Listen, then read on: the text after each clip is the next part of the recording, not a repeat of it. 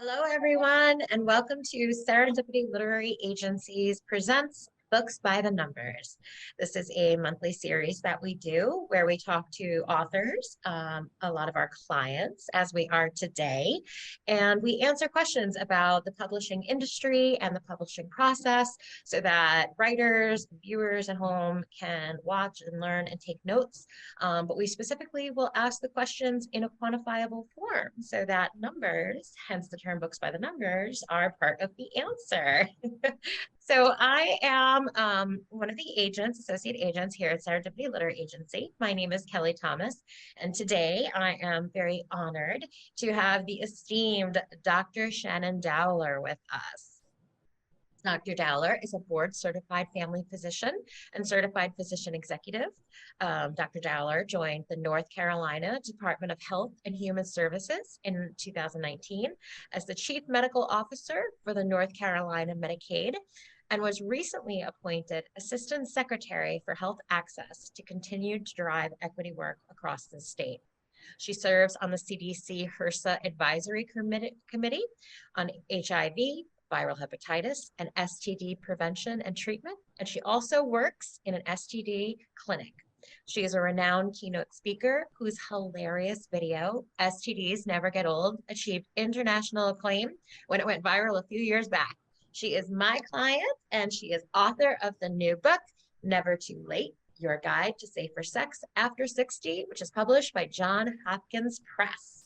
Dr. Dowler, thank you so much for being here. I'm glad to be here. I'm looking forward to our conversation. Yeah, me too. So for everybody who doesn't know, the book just came out on February 14th, just about a little over a month ago.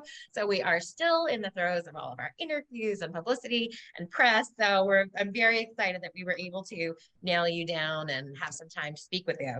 So today we're going to be discussing timelines for publishing. So my biggest and first question to you is, how many months did the publisher give you to turn in the first draft of the manuscript after we secured a deal? Well, they gave me 11 months, but I took 13 months.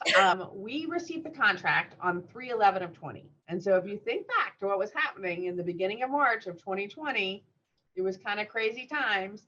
And the timetable listed, the author agrees to deliver to Johns Hopkins on or before February 1st of 21, a complete manuscript, blah, blah, blah, slated to be 65,000 words.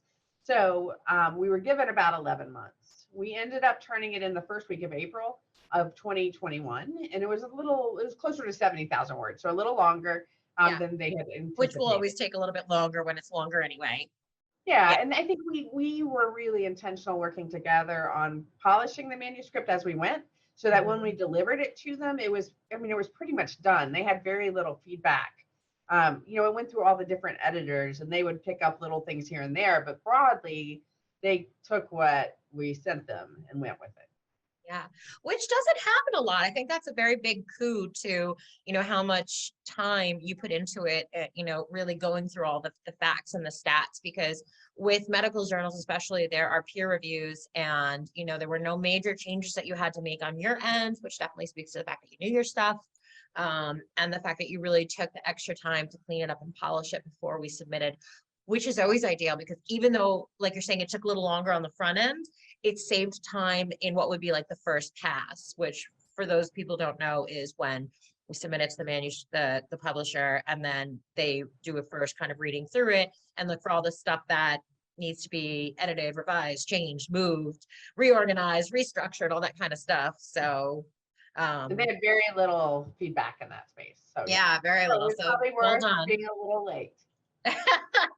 But you mentioned it was the first week that COVID was a real thing, which, when we signed it, we had no idea how long this was gonna last. So will you talk a little bit about what you were doing as a physician during COVID and how that affected the timeline for writing this? Yeah, it was really interesting timing. So I had just joined the Department of Health and Human Services as the CMO for Medicaid about 6 months before. And it was I'm not going to say it was a cushy job. I mean, I worked 40 hours a week, but I wasn't, I was like, I can definitely write a book and do this job. No problem. Now, the downside is I was commuting all the way across the state. So I live in the mountains of North Carolina, and the state capital is Raleigh, 4.5 hours away. That was kind of a bummer, but no problem. I can do this. Well, then a pandemic hits, and I work for Health and Human Services. And so I got pulled into immediately transforming all of our telehealth policies. Like hundreds of clinical policies had to be modified.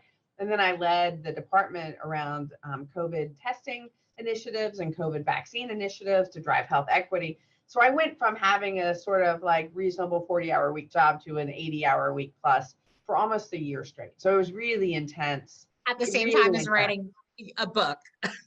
Yes. So Yeah. that 11 months really felt like plenty of time. I remember seeing the contract and being like, we're going to way hit that one out of the park. And then it being December and us going, oh my gosh, we better like, oh, what has happened? And I really was working, 80 hours a week on the book. And so I had to really figure out a way to balance the book time with, this huge pandemic and a public health response.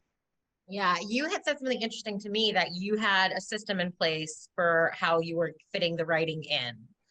Yeah, when I started feeling the pressure started. Well, for one thing, I had a really solid outline to begin with. And so that made it, I'm a huge outline fan, and my kids are in college, and I luckily have passed on the outline gene to them, because it really does help when you're writing things.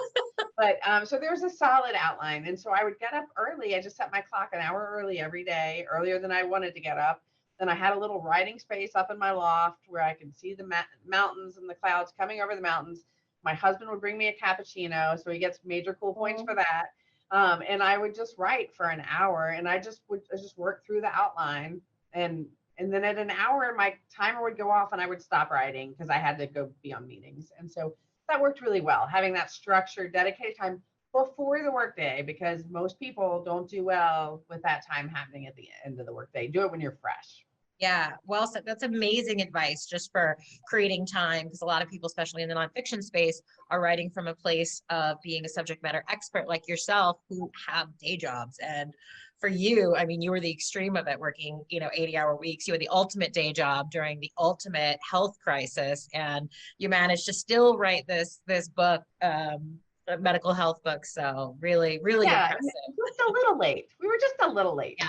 But, that also brings a good point that, as long as you communicate with the publishers, they usually won't have a problem with it. So we let them know, as it was coming along, that it looked like we were going to be a little bit late, maybe 2 weeks, maybe 3 weeks. So they understood from the beginning.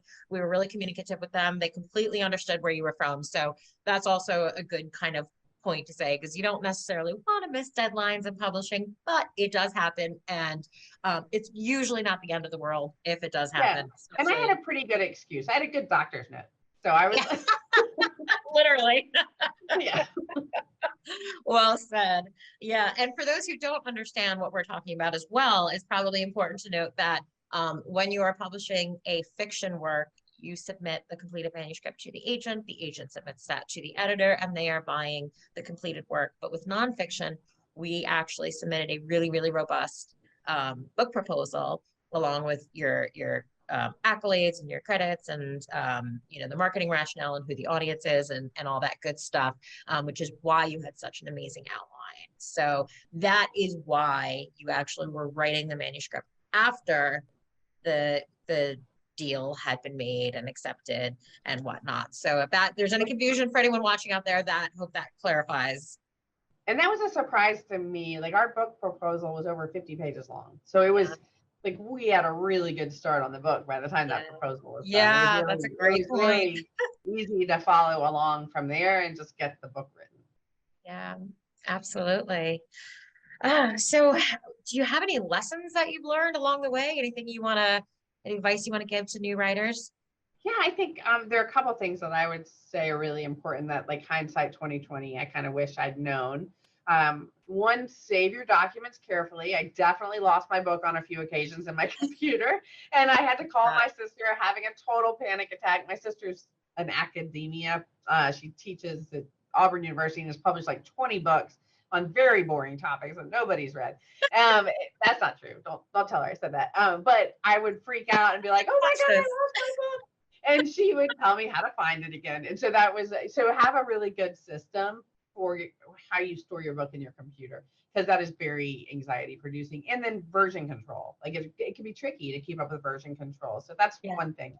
The other thing is get regimented with your social media and your website and the other things that you're going to need to promote your book, because the days of book signings and bookstores, it doesn't happen the way it used to. You have to do a lot of the work electronically, and so that time frame after you've submitted your book and you're waiting for the edit versions to come back, be building up your social media platforms and going and prep stuff that you'll use later, so that you're not doing it all in this sort of frenzied way at the end. That I wish I'd been a little more planful, that I kept up that schedule of getting up an hour early and doing all these things, because it made this winter a little crazy as we were releasing the book.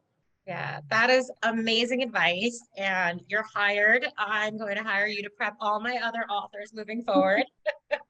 But great takeaways, kind of to recap, everything you're saying is great. Be regimented, be organized, have a plan, have an outline, be really focused, treat it like a business, essentially, is kind of what I'm hearing you say. And it explains why you're so, such an impressive businesswoman and physician.